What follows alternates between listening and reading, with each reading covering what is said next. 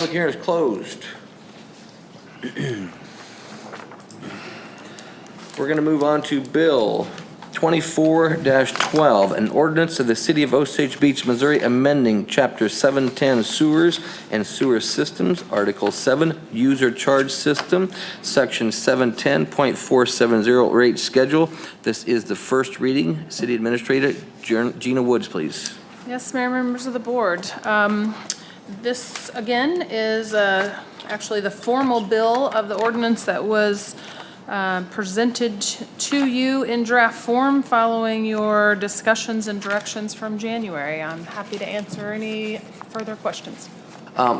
Clarification just for those out there is the way this generally works. So this is the first reading, so nothing happens tonight. The board will discuss it. They'll either pass it, fail it. They'll kick a can down the road, discuss it. But whatever happens tonight is the first reading. So just so you know, it's not finalized.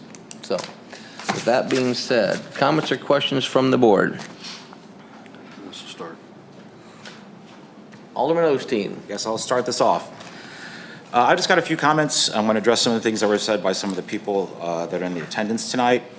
First of all, I want to talk about, you guys probably didn't see these numbers, but it goes back to the packet we were given, page 62, actually, a comparison report regarding our rates compared to Camden, Eldon, Lake Ozark, et cetera.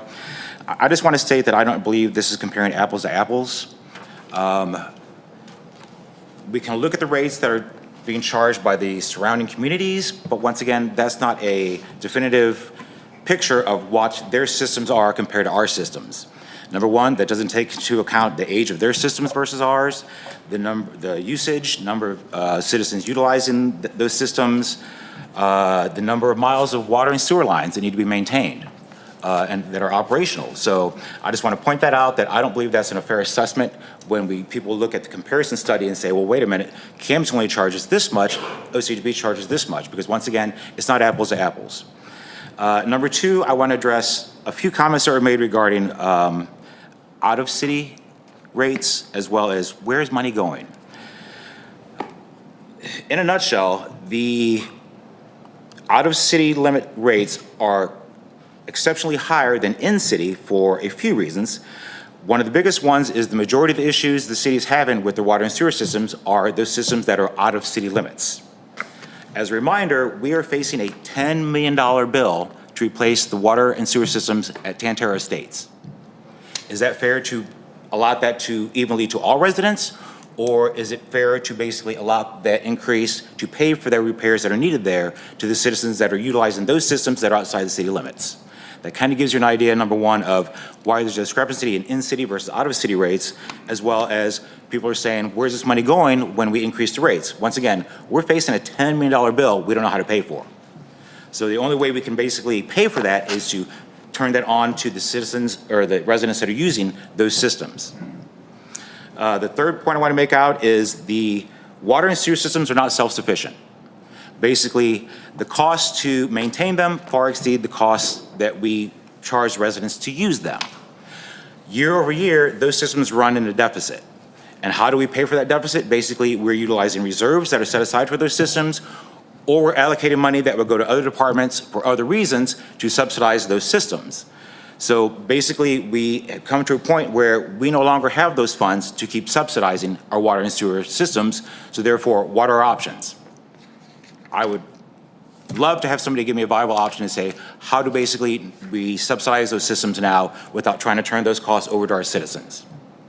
We're kind of back to a corner there. Yes, Mr. Cars? Yeah. All right. No.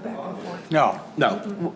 Okay, this is time, and with all due respect, this is not a back and forth. We've just finished the public hearing, and these are comments and questions from the board. But so the systems run at a deficit year over year, and that deficit just continues to grow, especially as systems age out. Basically, systems need to be significantly repaired or replaced, and as the community continues to grow, there's more usage on those systems, as well as the city needing to expand those systems. So that kind of gives you an idea on why this all came about. Not necessarily saying I'm in favor of these drastic changes, but I just want to give you an idea on my thought process on why our only viable option is to increase these rates. That's all I have to say. all right. Alderman Morose. I would just like to say, obviously on behalf of the board, we are your representatives. We have a fiduciary responsibility of operating the city with the money. And it's a very, very tough challenge. Without a doubt, as Alderman Osteen just mentioned, our sewer system and water system is old. And as we go by every year, we always have to replace lines or pumps or whatever. We're looking at right now to replacing 15 pumps. And there's other items among the sewer that needs to be replaced. That's neither here or there, just the idea is, am I in favor of this 80-some%? I'll say right now, no, I am not. If I was not on the board and I'd be out there, I would be just like you and coming up to the microphone. It doesn't seem fair. Surely there's some way that I hope that we can average out and get our costs, get our expenses taken care of by averaging them out over a period of time and not gouge everybody with such a high percentage rate. And that's all I got to say. Alderman Ross? Sure, I'll go next. I just want to say up front that no one here wants to raise anybody's rates 90%, okay? So the question is, how do we get here? And some of the ways that we got here, I think, some of it's been talked about, but generally, it's not an old system. I agree with you, Mr. Snyder, but it is aging, okay? Our costs are way up, and to try to talk about their costs, to give you some reference, our revenue, water and sewer revenues are up since 2019 about 17 or 18%, depending on what you're looking at, okay? But our personnel costs are up anywhere from 75 to 120%. Our O&M, operations and maintenance, to maintain the system are up in the neighborhood of, depending on which one you're looking at, 150 to 300%. And capital is up 100 to several 100% more, depending on which system you're talking about. You know, those are things that we've got to deal with somehow, okay? And to be quite honest, we've had operational challenges with our water and sewer system over the last few years. Many people have had a lot of operational challenges with COVID and staffing and so forth, and costs have went up. But we've seen a huge increase, and we took a 10% increase since 2019. But you guys heard so sooner or later, if those costs are going to rise, we've got to do something. But I agree. We should not ever ask anyone to raise their rates 90%. One of the reasons that we got here is because, and I've talked to, I don't know how many people, not quite as many people as are out here, but I've talked to more people about this than any other subject in the last 7 years I've been here.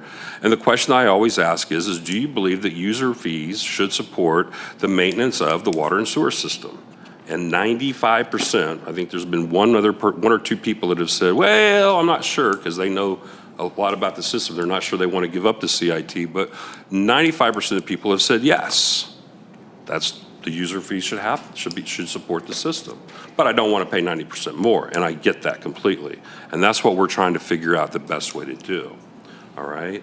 So someone asked, and I'm going to bounce around here for just a second, but they were talking about, well, where's this money going to go if you bring it in?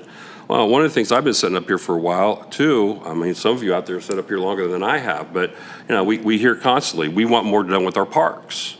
We constantly hear we want more sidewalks, okay? That money could be used for that. So we're gonna have to make choices. And we're probably not gonna get as much done. We've seen a parks master plan that I think had $11 million in it or something. And I don't think it went far enough, to tell you the truth, okay?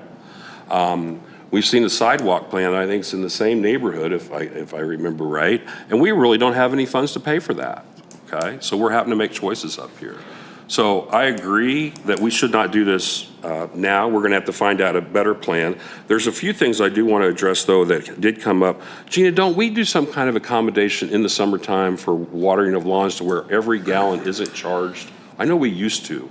To my knowledge, we've not. They are correct. There is no way for the city to determine without metering what water goes where. So without an additional meter for irrigation purposes only, so you're not charged that second, part of the sewer, there is an option to do that. And Carrie Bell would know more on the statistics of that. But if you just have one meter, water goes in, water goes out. But if there is a lot of people that utilize a second meter just for their irrigation source. Okay, that part I So it's understand, not- but somewhere, and I was involved 2005 or something with the Public Works Public Committee, that somewhere I was told that we had, during the summer, we made some accommodation around the water usage for sewer. We changed, and Richard, you're right, I was on that committee. That was my first jump in the pond and that shouldn't public change. government. That no longer is the case. But 07 is when I facilitated the approved philosophy change from DNR, with DNR 07, 08. Carrie, I'm looking at you. Anyway, with that change, that was not part of that. Okay, So I so don't know prior that's to where it that. changed. Sorry for the old stuff, I apologize. One was brought up, Fred brought up bonds. I'll just say this, I can't ever support bonds to operate a system, okay? That's borrowing money for your daily operations. I just can't support that. I'm trying to see if there was any, the other cities, okay? If you notice, Camdenton and Eldon have lower rates, okay? Camdenton and Eldon, from what I gather in talking to some of my engineering friends, they're the standard sewer system that most people are used to in the United States. About 98% of them are. They set up at the high point, and there's a low point, and everything drains down to us. Instead of having the 1,700 or 2,000 pumps that we have in this city, okay? And if you look at the two cities that are more expensive than us, that's Sunrise Beach and Laurie, and they have a much more, call it mechanically intensive system. Okay, so there's some of the challenges that we have in trying to figure out what's the best balance in all of this. And from there, all I can say is to my other board members you know, I want to say thank you all for coming, number one, but we're going to have to figure out something else because I just don't see how I think what we have shown is, finally, what does it cost to run a system, okay? And so now that we've figured that out, now we got to figure out how to pay for it. And we don't have too many options, but we've got a couple. And we're going to have to take a look at what some of those options are. And I don't know how many of you will be back, but there'll probably be, I don't know for sure. We'll see where this goes, but we may be having another public hearing. That's all I have. Thank you. Alderman Rucker. Meeting to order. Everything? The city. Sure. I don't pass up an opportunity to speak. First of all, just to kind of reiterate what has been brought up before, and that is we have a pressure system, and if you don't understand the pressure system, as Alderman Ross said, as I didn't years ago, it's very expensive to operate, and that's an issue that we have, and that goes into the O&M.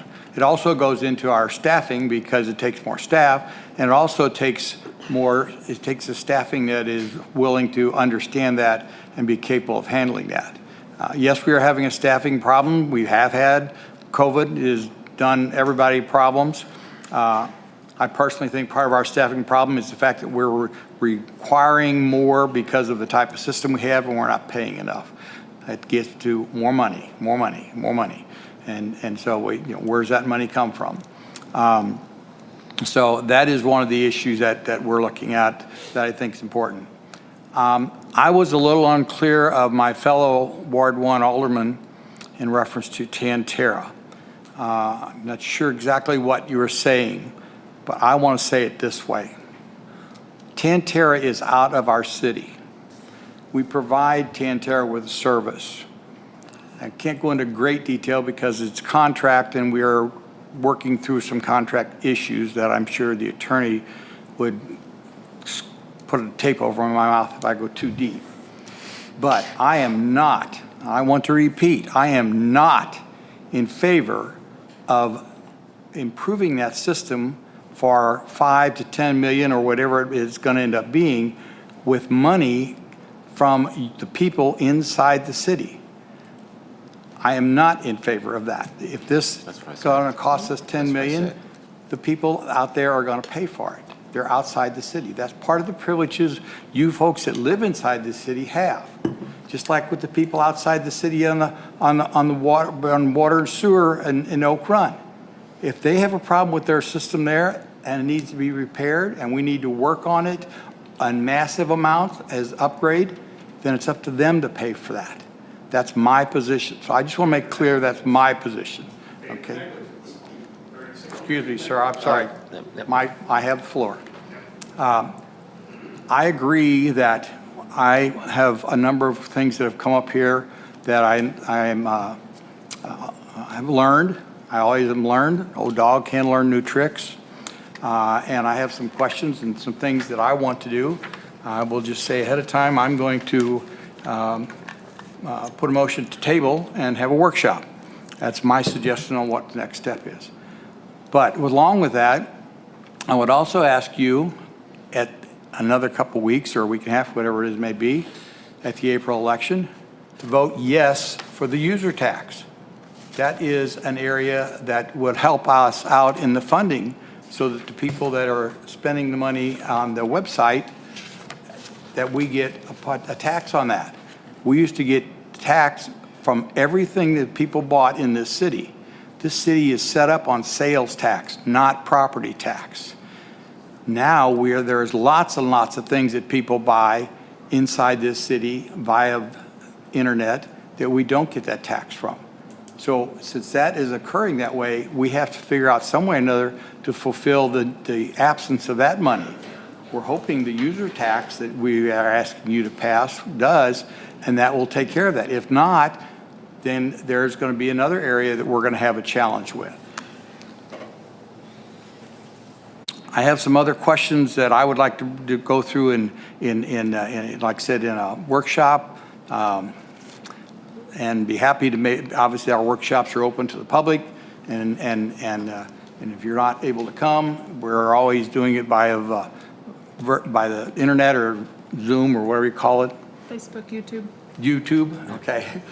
So I ask you to pay attention and listen in on those as well. But with all that being said, I thank you for coming. I appreciate that. We've been told that people want this service to be fee-driven. Well, I don't know where those people are at tonight. And I guess we need to hear from you. And we reach out and we ask you. I do. I don't always like to, but I always listen. I always answer my phone. Always. I don't know who that phone call is coming from, but I answer it because I'm an alderman. A lot of people don't. I answer mine. So I appreciate anybody that called. Thank you. All right. Alderman Hoffman. Well, I want to echo what Alderman Rucker said. I really appreciate everybody showing up tonight. I'll tell you what, if you all hadn't showed up tonight, we probably would have just gone with the first number.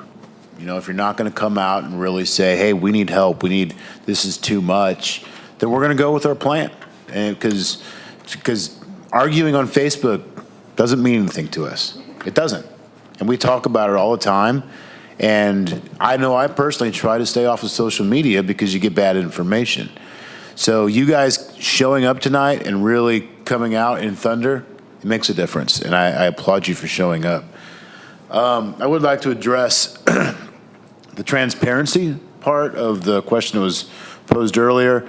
I'm in complete agreement with that. That is something that the board, the mayor, the staff have all discussed.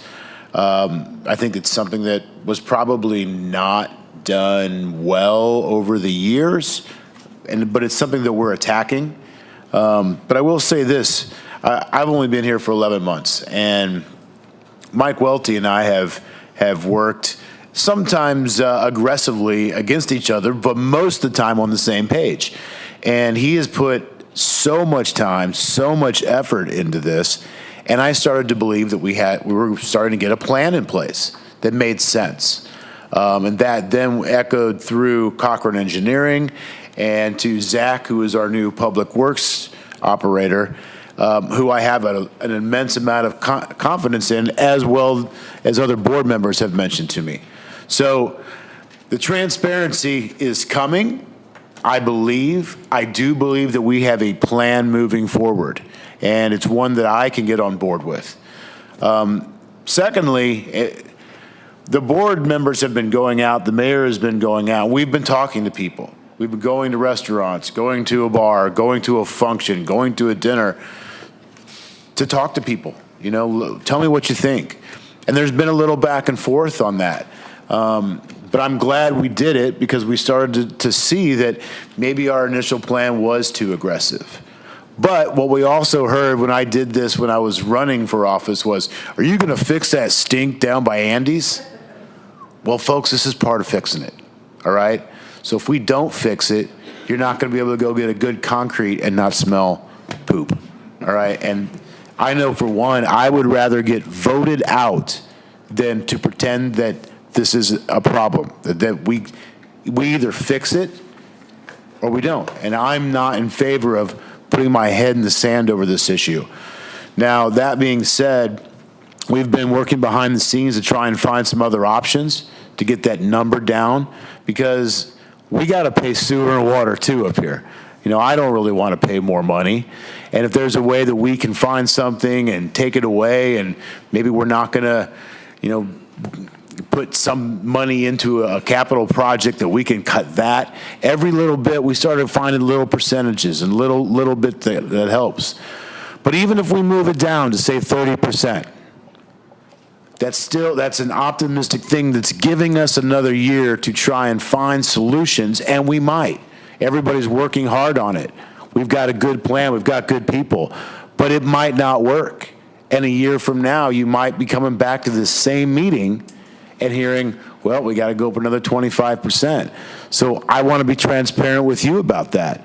There's a pretty good chance that this is going to get reduced in some capacity, but it's no guarantee that we're not having this conversation next year. So please be prepared for that and know that that's a possibility. Lastly, this is a complicated issue. I didn't know anything about the sewer.